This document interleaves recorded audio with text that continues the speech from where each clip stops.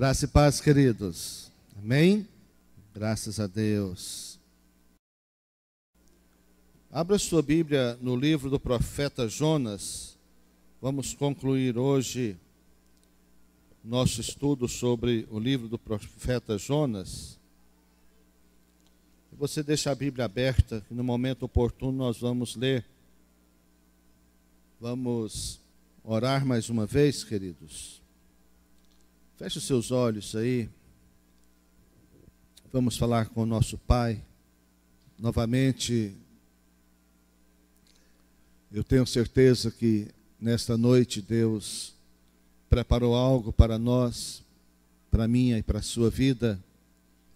E em nome de Jesus, creia nisso e tenha o seu coração totalmente voltado para o Senhor.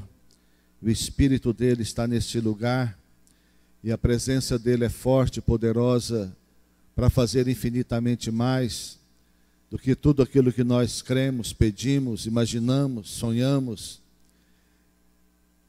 E Deus tem um propósito conosco, como pessoa, como família, como igreja. Deus tem um propósito. Vamos orar em nome de Jesus. Pai, nós uma vez mais nos colocamos em oração, Pai Santo, para pedir ao Senhor graça e misericórdia no momento da Tua palavra também, Senhor. Queremos, Deus, beber da fonte que flui do trono ou do rio que sai do trono do Senhor. Meu Deus, que este rio passe por aqui, passe sobre as nossas vidas, nas nossas casas, nas nossas famílias, Senhor. Passe na vida de cada um, Senhor, lavando, curando, transformando, operando, fazendo algo maravilhoso. Posso contar contigo, Senhor. Posso, ó Deus amado, te dar graças, porque o Senhor tem feito coisas maravilhosas. Obrigado, Senhor, em nome de Jesus. Nesta noite, nós vamos novamente meditar sobre o livro de Jonas, profeta Jonas. E eu dei hoje o tema de Jonas e a igreja, parte 2, porque domingo passado foi parte 1. E no redil na terça-feira também procurei meditar um pouco sobre esse livro, haja vista que nós estamos empenhados no projeto Jonas, que vai ser realizado sábado que vem, onde nós teremos que ir milhares de pessoas de casa em casa. Eu não sei quantas duplas nós temos em toda a cidade de Goiânia, mas nós conseguimos, da nossa igreja local, as igrejas que nós damos cobertura, que é a igreja do Residencial Real, Parque Santa Rita e do Centerville, nós somos um total de 105 duplas. Então, aqui da igreja local, nós somos 67... Não, nós passamos para 72 duplas, aqui da igreja local. São 72 duplas inscritas para esse trabalho. Ontem à tarde nós fizemos uma carreata de oração, orando por Goiânia, Aparecida de Goiânia, abençoando as famílias, repreendendo espíritos malignos, e declaramos a bênção de Deus e a salvação sobre as famílias. Foi uma bênção ontem à tarde. E agora nós continuamos inspirados nesse livro do profeta Jonas, porque em agosto nós vamos trabalhar também o projeto Casas de Paz, que é uma estratégia eficaz de evangelismo e multiplicação de células. Já é um projeto diferenciado, não vou explicar ele aqui para não gerar nenhuma dúvida ou confusão. É um projeto muito bom que nós vamos estar trabalhando através das células. Mas voltando aqui para a nossa palavra de hoje, Jonas e a igreja, e hoje sendo a parte 2, no capítulo 1, domingo passado, nós começamos falando sobre o propósito eterno de Deus. Deus tem um propósito eterno, sempre teve um propósito eterno, e dentro do propósito eterno de Deus, Ele definiu, Ele decidiu edificar uma igreja. E essa igreja seria composta então de seus filhos. E o princípio para alguém fazer parte desta grande família de Deus, que é o seu propósito eterno, era que Ele mesmo fizesse homem, fizesse carne, viesse à terra e assim pagasse o preço com a sua própria vida, ressuscitasse, voltasse para o céu, fosse ali preparar um lugar para aqueles que um dia crescem e o recebessem como Senhor e Salvador. E veio na pessoa de Jesus, iniciou todo o processo e deu uma ordem. A mesma ordem que deu a Jonas há milhares de anos, deu também à igreja, dizendo que devíamos pregar o evangelho a toda criatura, quem crer e for batizado será salvo. E a palavra a Jonas foi: Jonas, vá até a cidade de Nínive e pregue a palavra ali para que as pessoas se arrependam, porque a maldade, a malícia daquele povo subiu até mim. Queridos, a malícia, a maldade da raça humana a cada dia vai se aperfeiçoando e aumentando mais. Nós sabemos disso, nós temos visto isso. Somos surpreendidos a cada dia. Parece que não tem mais nada para o diabo inventar, não tem mais nada de ruim para as pessoas fazerem, mas as pessoas e o diabo conseguem realizar ainda algo pior. E nós somos novamente surpreendidos. E pensamos, não é possível, mas é possível, infelizmente. E como a malícia daquele povo subia até Deus, a malícia da nossa geração também sobe até Deus. Eu dizia aqui na reunião, no Redil, terça-feira, que como é que sobe? Deus nos deixou uma forma de entendermos como algo sobe à presença de Deus. Deus, no Antigo Testamento, estabeleceu a questão do sacrifício e da fumaça. E quando a fumaça subia, era porque Deus estava aceitando o sacrifício. E o incenso da oração, o incenso no altar colocado ali, subia para Deus. Era uma forma das pessoas entenderem que estava indo para Deus. E a adoração da igreja também, diz a Bíblia, que sobe para Deus, que a oração da igreja sobe para Deus. Em Apocalipse fala que a oração vai subindo e vai enchendo taças de oração nos céus, e um dia Deus derrama aquela taça sobre a terra. Talvez a sua oração não foi respondida, porque a taça ainda não está cheia. E sabe, queridos, então como entender que a maldade e a malícia sobe? Sobe exatamente como sobe a nossa adoração, como sobe o nosso louvor, como sobe a nossa vida, como sobe a nossa gratidão, como sobe o nosso coração e os nossos sentimentos por Deus, e a nossa vida dedicada a Deus sobe a sua presença, também sobe a maldade, sobe a malícia. E Deus quer que nós preguemos o evangelho para mudar, não a realidade de Deus, mas para mudar a realidade das pessoas, e para que o inferno seja diminuído e que o reino de Deus cresça e o céu seja altamente povoado. Domingo passado nós falamos que Jonas é a figura da igreja, ou seja, que Jonas era a voz profética naquele período. Naquela geração Jonas era a voz profética, e agora a igreja, nós somos a voz profética. No meio desta sociedade intoxicada pela religiosidade, pelo pecado, pela maldade, na verdade uma geração destituída e sem a presença de Deus, uma geração totalmente afastada de Deus. Queridos, mudam-se os personagens, mas o propósito não mudou. Muda a geração, mas o propósito não muda. Os tempos mudaram, mas o estado espiritual da raça humana continua a mesma, não mudou.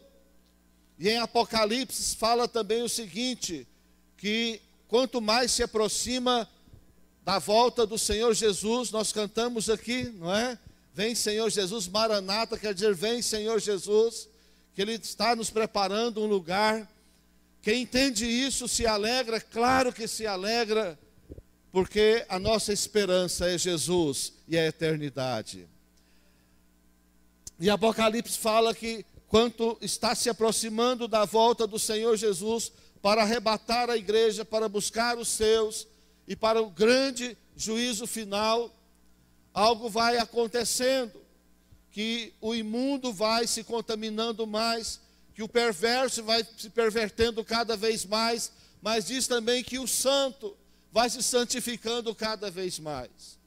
Então nós entendemos pela palavra de Deus que há apenas duas classes de pessoas na face da terra. Aquela classe de pessoas que está se deteriorando, que está se destruindo com o pecado, com os pensamentos equivocados, com as práticas equivocadas, mas há também no outro extremo um povo temente a Deus, que está procurando se santificar, se dedicar a Deus, entregando a sua vida e procurando, apesar de tudo, a despeito de toda dificuldade, toda luta, está perseverando, e esses serão os remanescentes do Senhor.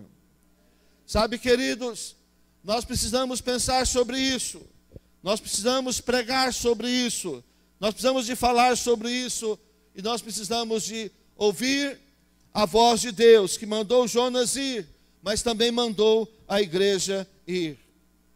E muitas vezes nós queremos mudanças nos nossos resultados, mas não queremos mudar nossas atitudes.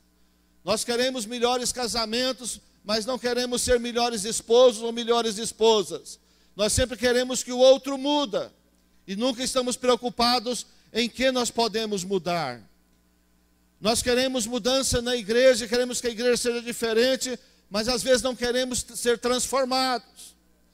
Queremos que a sociedade muda, mas às vezes nós não fazemos nada para que essa sociedade mude. Sociedade é apenas reflexo da família, e a família é reflexo do seu relacionamento com Deus. Se falta Deus na família, a família está com sérios problemas. Se falta Deus nas famílias, a sociedade está perdida. Se a família não está bem, a sociedade está perdida. E nós, como povo de Deus, precisamos tomar posição, nós precisamos ter atitude. Se nós queremos resultados diferentes, nós precisamos também de ter atitudes e dar a Deus respostas diferentes. No capítulo 1 ainda, quando Deus fala que a malícia do povo estava subindo à sua presença e ordenou a Jonas, e diz a Bíblia que Jonas, aí no capítulo 1, do versículo 1 ao 3, a ordem de Deus para ele, a Bíblia fala que Jonas se dispôs, mas se dispôs para desobedecer, se dispôs para fugir, se dispôs para sair da presença de Deus, se dispôs para sair do propósito de Deus. E às vezes nós vemos hoje cristãos com grande disposição para fugir do propósito de Deus e pouca disposição para mergulhar no propósito e na vontade de Deus. Eu dizia que no redil, Jonas foi para o porão do barco onde estava. E o porão, para quem sabe o que é um porão, hoje quase não se tem mais. Se construía as casas mais altas e fazia ali embaixo, como é um subsolo hoje, mas mais baixo que um subsolo, que as pessoas para caminhar lá tinham que caminhar encurvadas. E nesse porão era lugar de colocar coisas abandonadas, era lugar de despejo, e ali se criava ratos, aranhas, teias de aranha, e ali era lugar sujo, empoeirado, ninguém cuidava daquele lugar.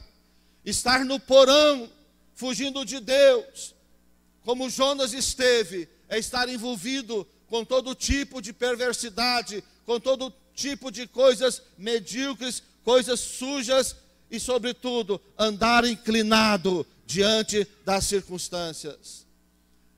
O Senhor quer te levantar como homem, como mulher de Deus, como marido, como esposa.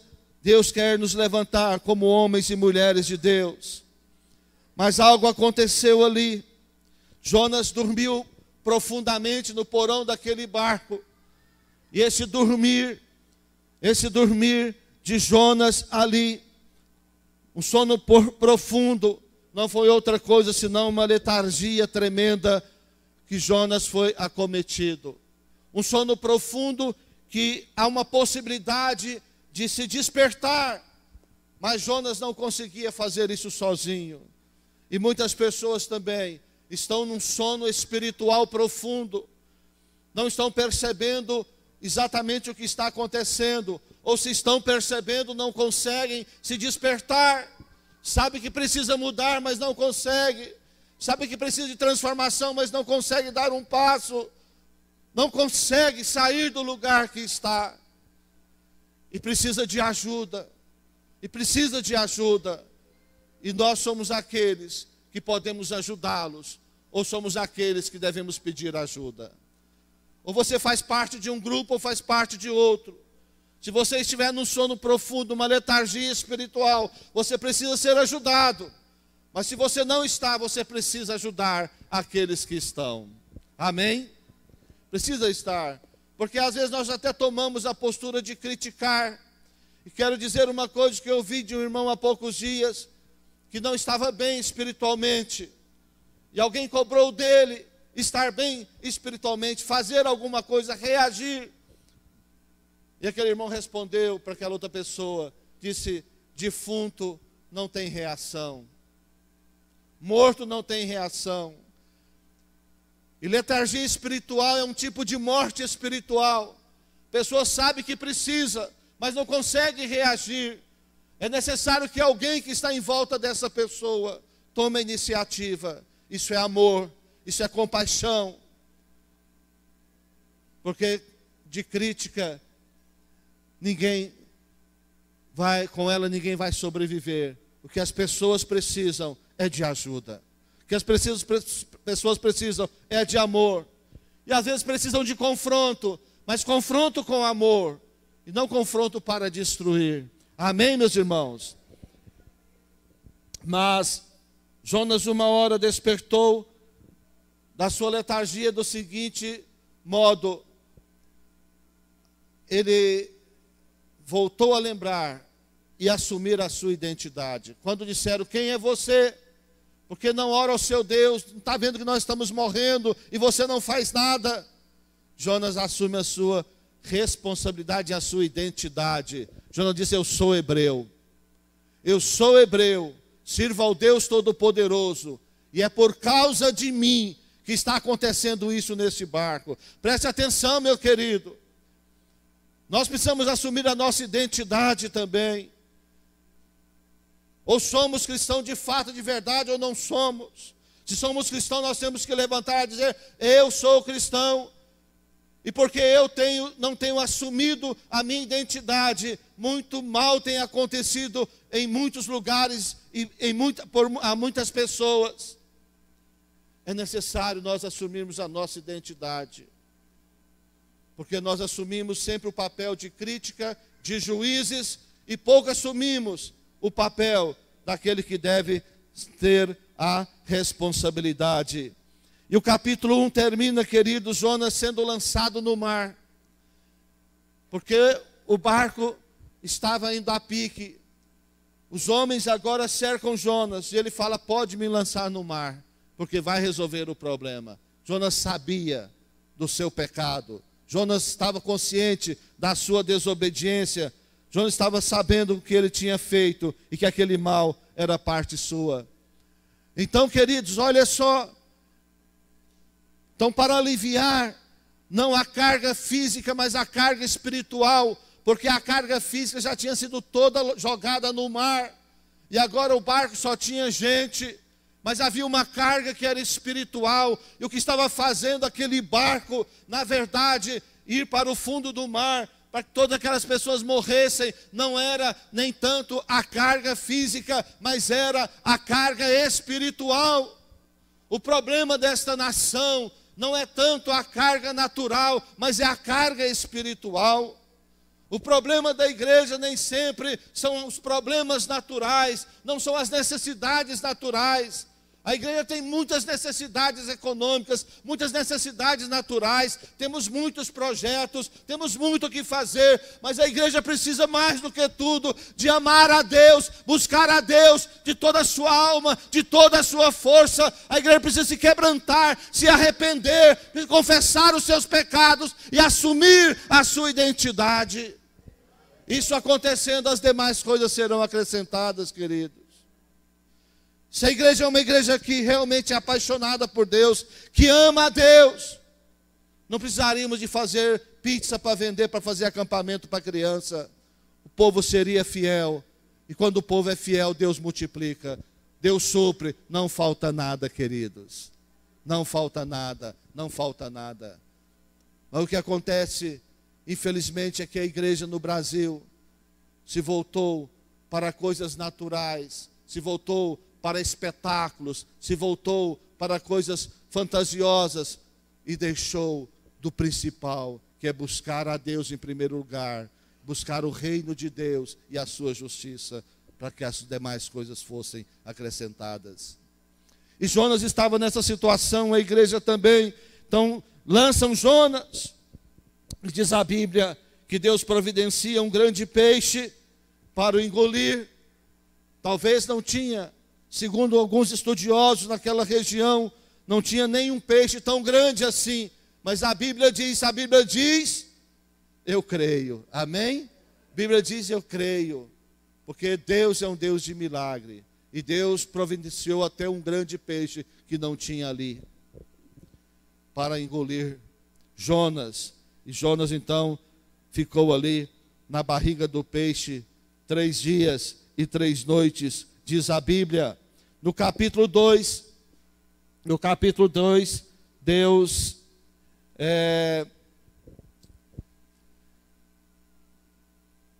manda o peixe trazer Jonas de volta para a terra. E Jonas é vomitado depois de passar 3 dias e 3 noites na barriga do peixe. Preste muita atenção nisso.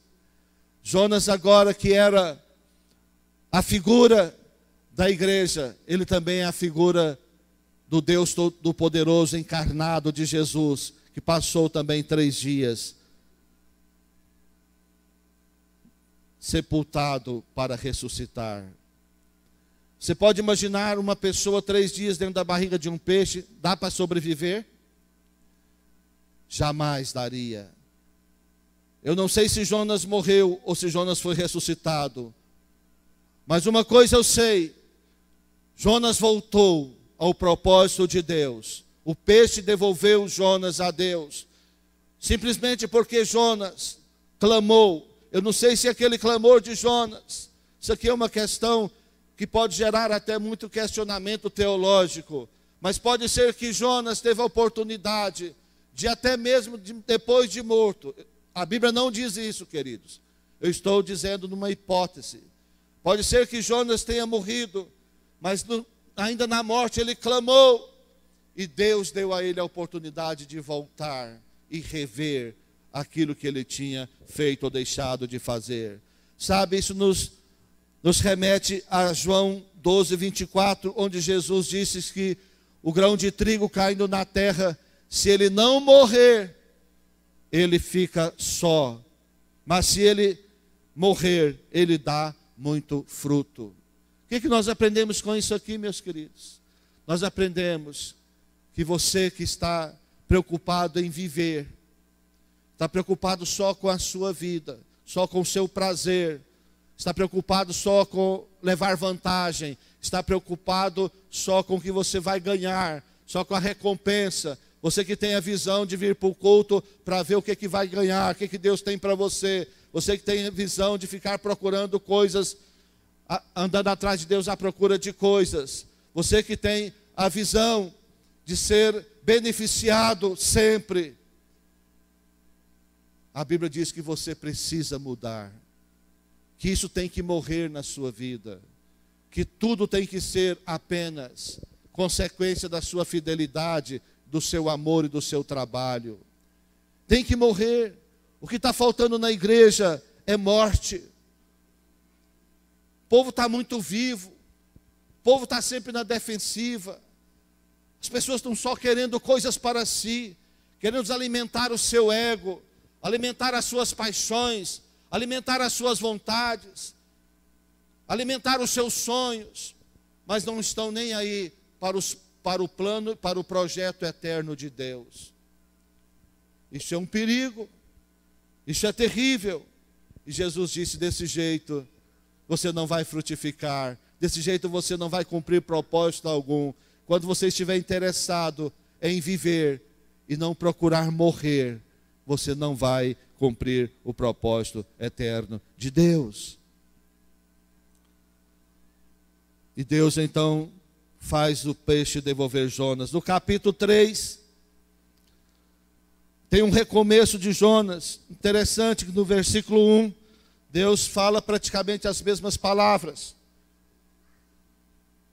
Deus fala novamente para Jonas: veio a palavra do Senhor segunda vez a Jonas, dizendo... Quantas vezes? Essa foi a segunda vez. Dispõe-te, vai à grande cidade Nínive e proclama contra ela a mensagem que eu te digo. Agora levantou Jonas e obedeceu. Mas Jonas teve que passar todo esse processo para obedecer.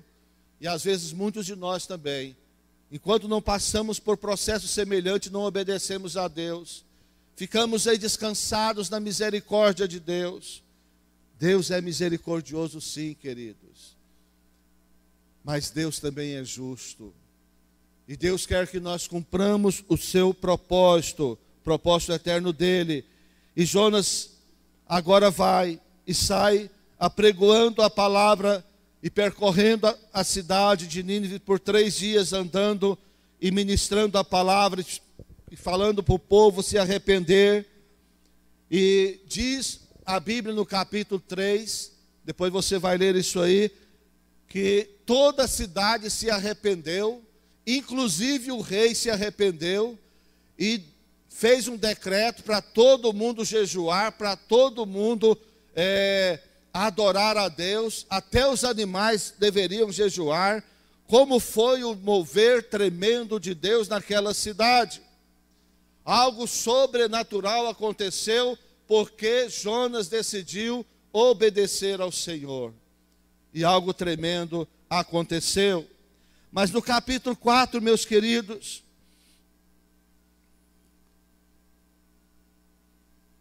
depois de Jonas ter anunciado a palavra, Jonas ficou numa expectativa muito grande. Eu acho que Jonas se equivocou. Talvez por causa da experiência dura que ele teve, Jonas pensou que Deus ia castigar aquele povo. Porque lá no capítulo 1, Deus havia falado para Jonas que ele devia ir lá pregar e anunciar o pecado daquele povo, porque o pecado tinha subido até ele. E Jonas achou que Deus estava querendo castigar aquele povo, destruir aquele povo. A pregação da palavra de Deus não tem o objetivo de trazer juízo. A pregação da palavra tem o objetivo de trazer graça, de trazer misericórdia, de trazer salvação, de trazer transformação. E o profeta não teve sensibilidade para perceber isso. E a Bíblia nos ensina que a misericórdia de Deus provoca em Jonas um grande descontentamento. E Jonas fica chateado, fica aborrecido com Deus. E fala para Deus: eu sabia que o Senhor era um Deus complacente, misericordioso, e que o Senhor não ia destruir essa cidade. O Senhor me faz tudo, eu passar por tudo que eu passei, e agora o Senhor não faz nada. É claro que Deus fez tudo. Convenceu aquela cidade, porque quem convenceu aquela cidade não foi Jonas, mas é o Espírito de Deus que convence o homem do pecado, da justiça e do juízo eterno.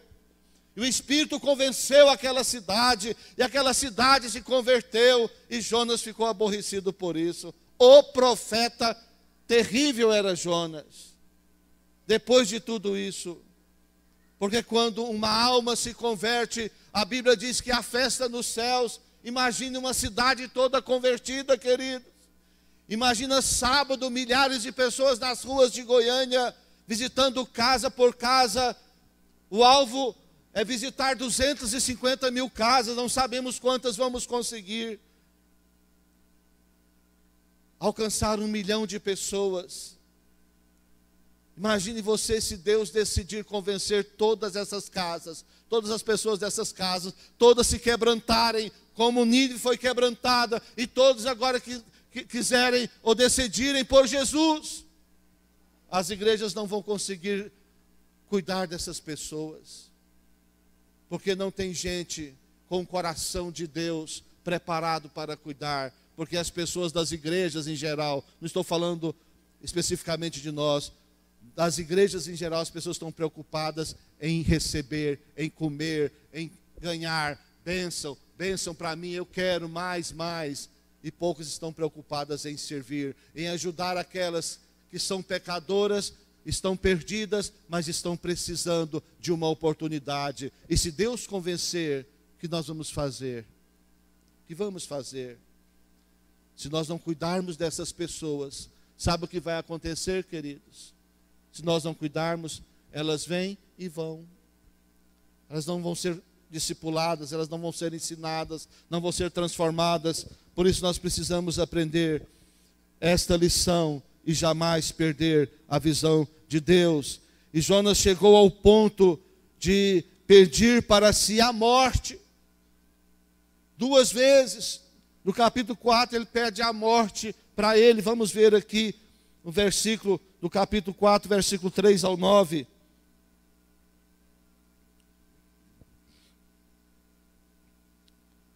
Peço-te, pois, Senhor, tira minha vida, porque melhor me é morrer do que viver.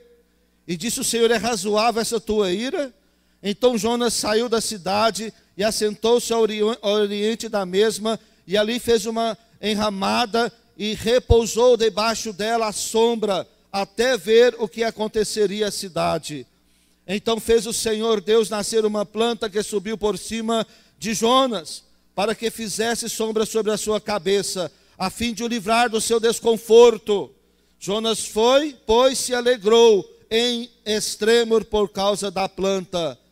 Mas Deus, no dia seguinte, ao subir da alva, enviou um verme, o qual feriu a planta e essa secou.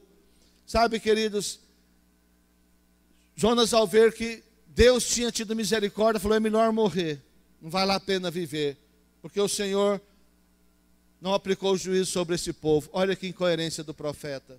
Deus faz agora então nascer uma plantinha, fazer uma sombra na cabeça de Jonas, para tirar um pouco do seu desconforto, mas com um propósito. Amém?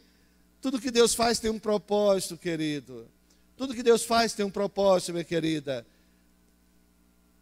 Mas no outro dia Deus faz aquela planta murchar e secar, para ver se Jonas entendia alguma coisa. E Jonas apela com Deus novamente, e fica chateado novamente.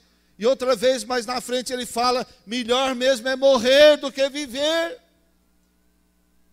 Jonas entrou num estado emocional, numa crise emocional terrível,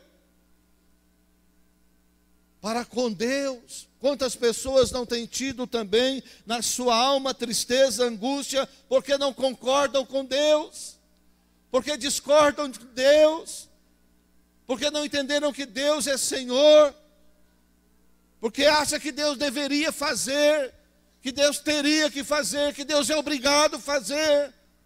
Deus não é obrigado a fazer nada, meus queridos, nem mesmo ter misericórdia de nós Ele é obrigado. Inclusive a Bíblia fala que Ele tem misericórdia de quem Ele quer ter misericórdia. E nem sempre Ele aplica misericórdia. Não é em todas as circunstâncias nossas, da nossa vida, que Ele aplica misericórdia. Não é. E Jonas se aborrece com Deus novamente. O que eu vejo nisso aqui é Jonas se alegrando e Jonas se entristecendo. É Jonas se animando e Jonas se desanimando. E lá do versículo 9 ao 11...